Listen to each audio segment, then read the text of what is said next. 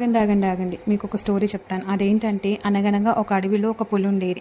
ఆ పులి ముసలిదైపోయింది. దాని గోళ్ళు, పళ్ళు బలహీనంగా అయిపోయాయి. రోజు వేటాడడం కష్టమైపోయింది. ఆకలితో బాధపడుతున్న పులి ఒకరోజు నది తీరాన బాగా మెరుస్తున్న ఒక బంగారు గాజును చూసింది. వెంటనే వెళ్ళి ఆ గాజును తీసుకుంది. ఇటు అటు చూస్తుంటే ఒక చెట్టు కింద కూర్చున్న మనిషి కనిపించాడు. ఆ మనిషిని చూస్తే పులికి నోరూరింది.